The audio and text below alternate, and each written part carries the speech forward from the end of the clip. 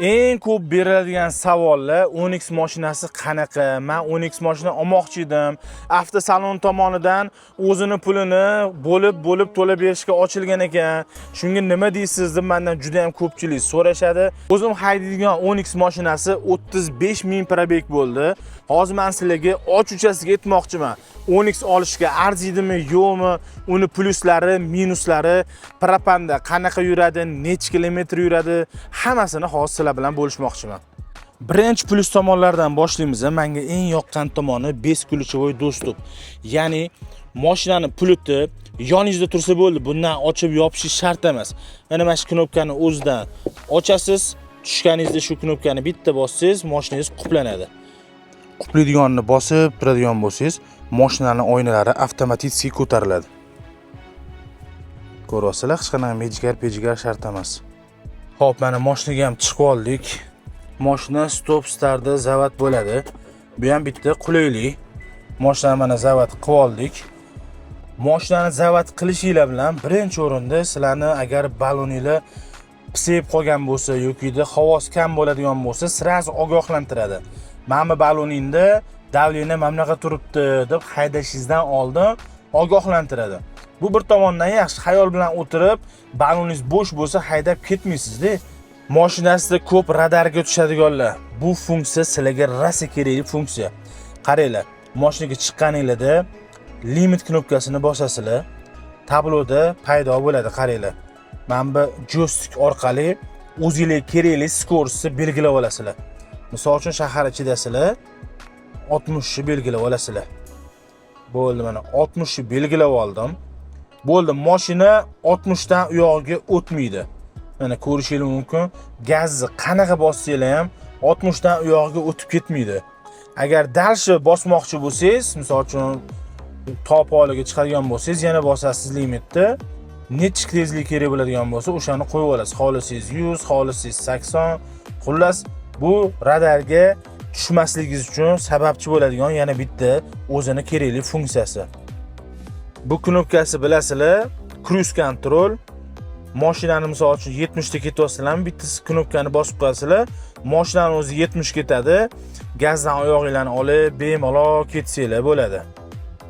Ruldagi multimediani knopkalarini faqat ko'pchilik past baland ishlatadi, lekin mana bu knopka ham eng kerakli funksiyalardan bittasi. Telefoningizni mashinaga ulaganingizdan keyin bu knopka orqali o'zingizni ovozingiz bilan komanda berib ketsangiz bo'ladi. Misol uchun rulda ketyapsiz, shu knopkani bosasiz. Позвони 7070. Выполняю вызов контакту 998-170-70 сотовый. Ana ko'rasizlar, o'zi telefon qilyapti. Primoy telefon qiladi. Shundan xohlasanglar gaplashyapsizlar, xohlasanglar mana bosib qo'yasizlar.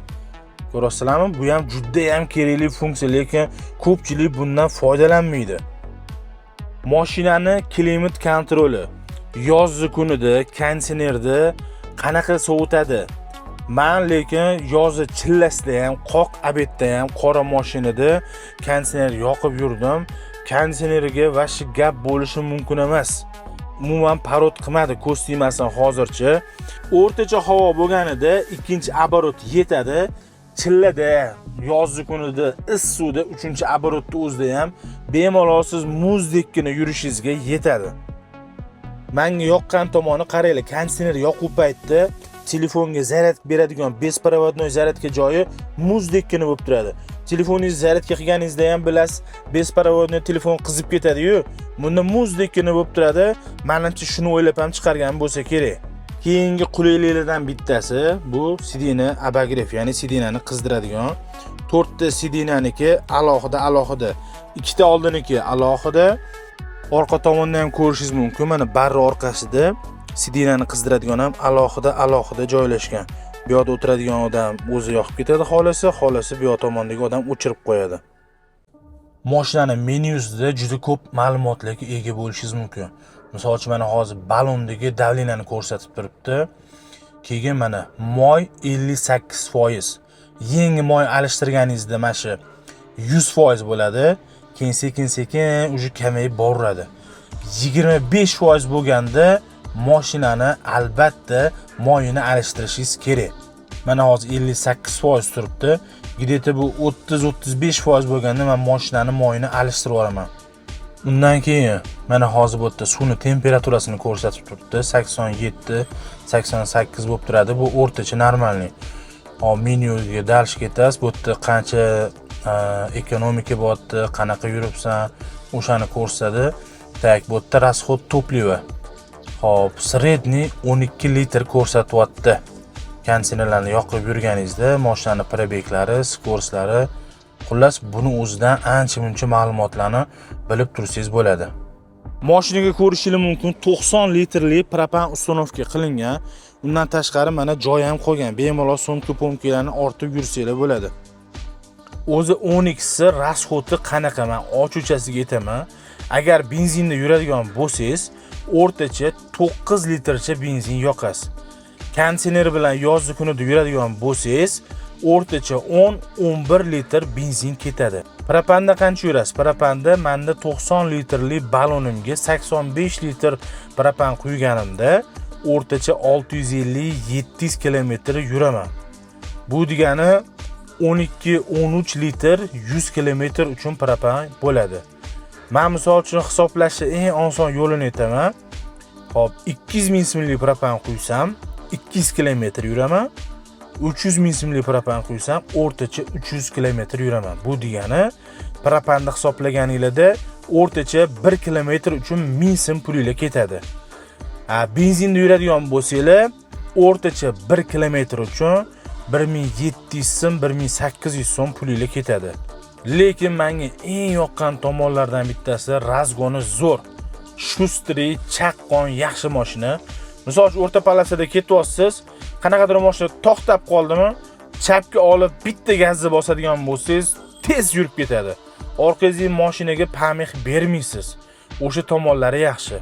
Nexia 3, Cobalt, Gentra'dan keyin Onyx haydaydigan odamlar vobshe maza qilishadi. Turbina motor haqiqatdan ham zo'r. Mendan ko'pchilik so'raydi, "Aka, Onyx olmoqchiman, tavsiya qilasizmi, yo'qmi?" deb so'rashadi. Men ochuvchasiga aytaman, "Aka, o'zi qiladigan ishingizga qarab turib oling. Misol uchun kam yuradigan bo'lsangiz, shahar ichida yuradigan bo'lsangiz, sizga men tavsiya qilaman, muammo yo'q. Yoki aksincha, men Onyx olib turib kira qilmoqchiman, yoki men kuniga 150-200 kilometr yuraman deydigan odamlarga men tavsiya qilmagan bo'lardim. Sababi bu mashina kira qilish uchun mo'ljallanmagan. Juda ham tez shaqillab ketishi mumkin.